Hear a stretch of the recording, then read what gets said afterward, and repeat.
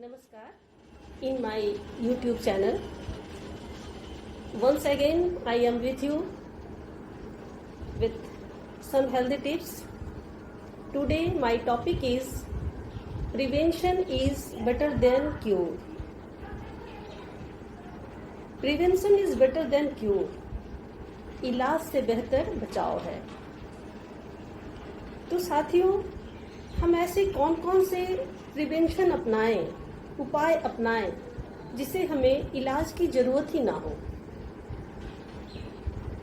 तो सबसे पहले मैं बात करती हूँ मोटापा। मोटापा जो अनेक रोगों का जड़ है, बीपी, शुगर, थायराइड,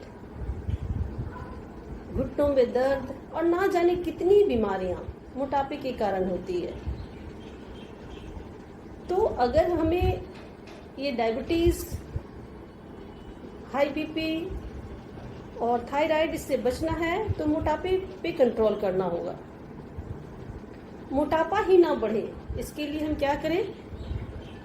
तेज टहलें, सुबह सुबह यौगिक जॉगिंग करें, सूर्य नमस्कार करें। साथियों, कपाल भाती जरूर करें। कपाल भाती मोटापा बढ़ने नहीं देता है। और मंडूक आसन करें। मंडूक आसन करने से भी मोटापे में कंट्रोल होता है।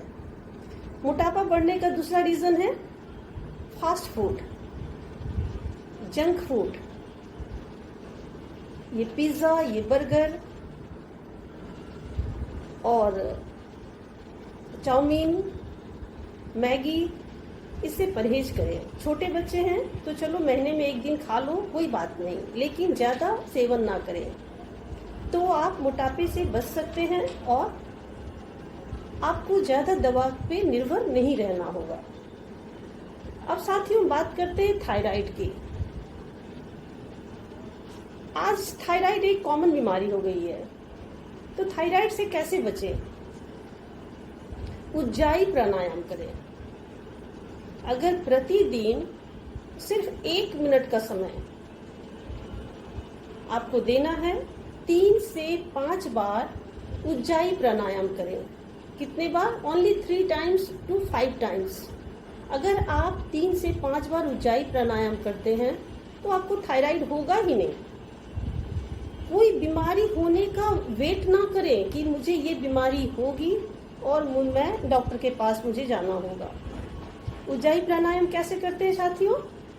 गला को दबा के और दबाते हुए ऐसे खींचते हुए गले को आवाज करते हैं और फिर दाहिने नाक से छोड़ देते हैं। आपको मैं करके बताती हूँ कि थायराइड कैसे आप बच सकते हैं।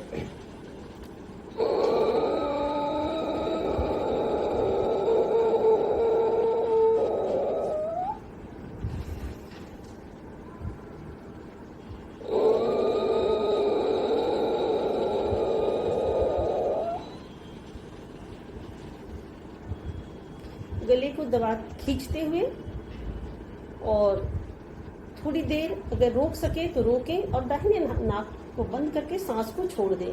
ये सिर्फ 3 बार करना है। आप कभी भी कर सकते हैं। खाना खाने के बस जस्ट आधे घंटे और 1 घंटे के बाद आप आराम से ये एक्सरसाइज कर सकते हैं। और दूसरा है सिंहासन। सिंहासन आप लोगों को शायद पता ही होगा। घुटनों के ऐसे बैठ के जीभ बाहर निकाल के और जोर से ऐ करना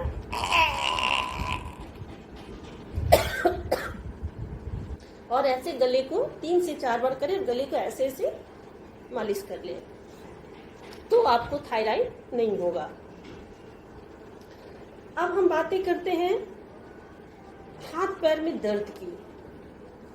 साथियों, जनरली हाथ पैरों में दर्द विटामिन डी की कमी से होता है या कैल्शियम की कमी से होता है।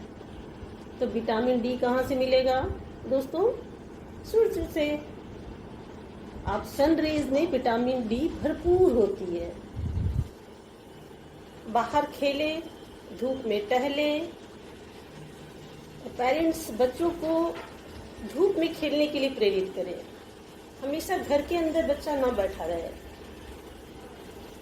कैल्शियम है दूध में आपके कैल्शियम का सबसे अच्छा सोर्स क्या है? चूना। चूना आप देखे हो ना, वाइट चूना होता है। अगर आप चूना थोड़ा सा खाते हैं, एक गोलकी का दाना काली मिर्च जितनी बड़ी होती है उससे भी कम पानी में घोलकर या दही में घोलकर आप पी लें, तो आपको कैल्शियम की कमी नहीं होगी और आपके हाथ पैर में भी दर्द नहीं होंगे। जनरली माता पिता का ये शिकायत होता है कि मेरा बच्चा ज़्यादा दौड़ नहीं पाता है, थोड़ा सा दौड़ता है उसके पैर में दर्द होने लगता है। तो बच्चों को बाहर खेलने के लिए प्रेरित करें। अगर दर्द आपका होगा तो आप डॉक्टर के पास दौड़ोगे, कभी पटना, कभी दिल्ली, कभी ये डॉक्टर, कभी वो डॉक्टर। तो सिर्फ धूप में ही अगर बच्चा बैठ के खेले तो आपको हाथ पैर में दर्द की शिकायत नहीं होगी। और पैर में और जोड़ों में दर्द का एक और रीजन है खड़े खड़े पानी पी जाना। साथियों, खड़े खड़े पानी कभी ना पिए, बैठकर आराम से पानी पिए।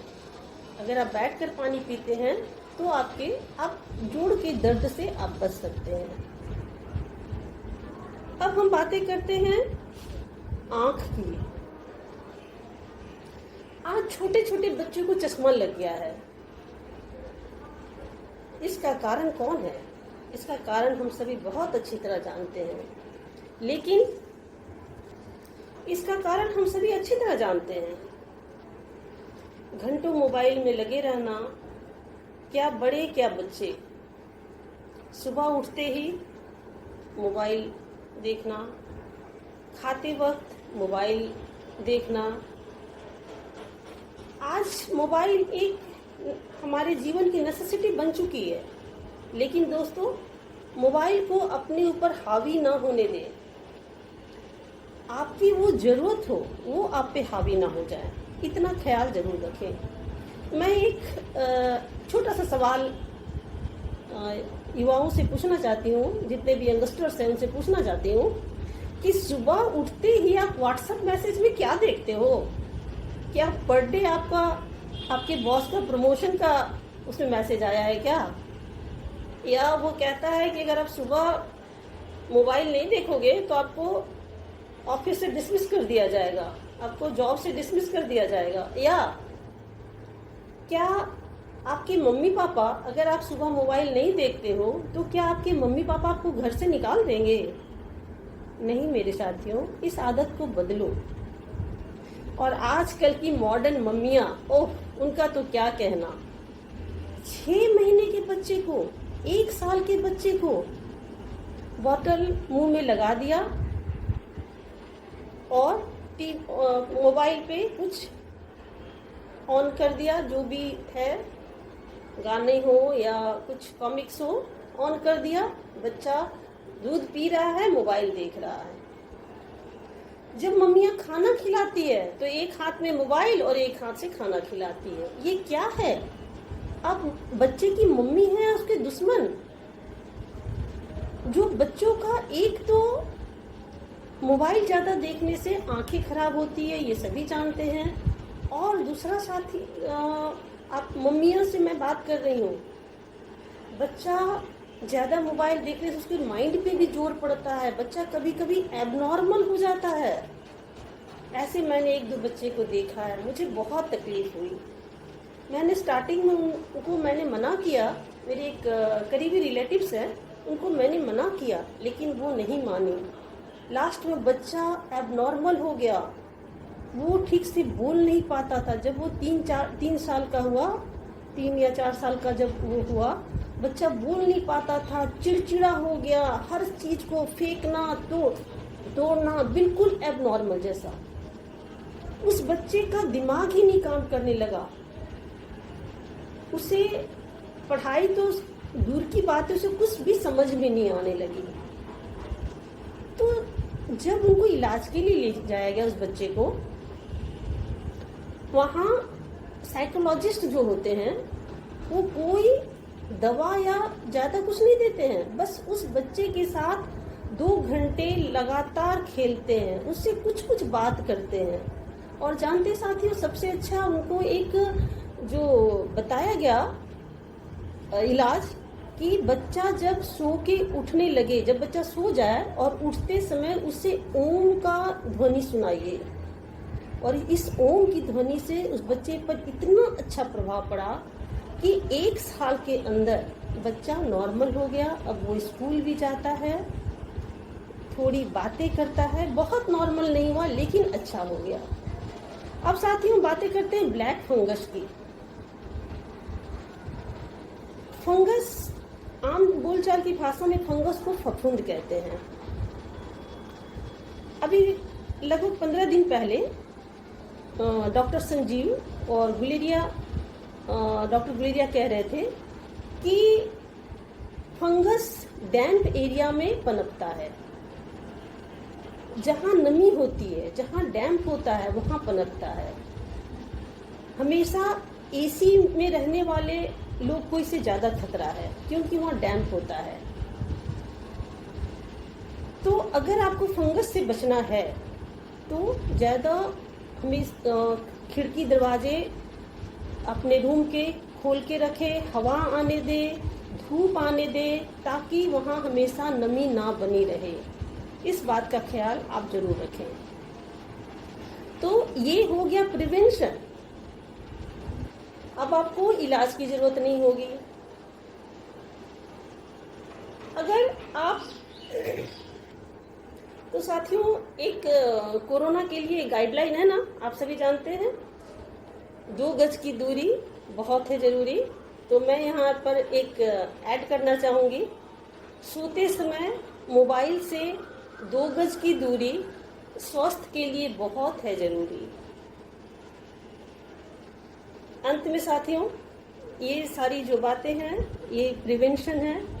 आप घर के खिड़की दरवाजे खोल कर रखें, बच्चे धूप में भी बैठें, बाहर खेलें, हमेशा टीवी से ना चिपके हों। मम्मी पापा थोड़ा बच्चों पे ध्यान दें, उनके साथ समय बिताएं, ना कि उनको टीवी चालू करके और उनको टीवी ऑन करके और मोबाइल ऑन करके दे दें। अंत में एक प्रिवेंशन और आज के लिए जो बहुत इम्पोर्टेंट है, कोरोना को हराना है, मास्क जरूर लगाना है।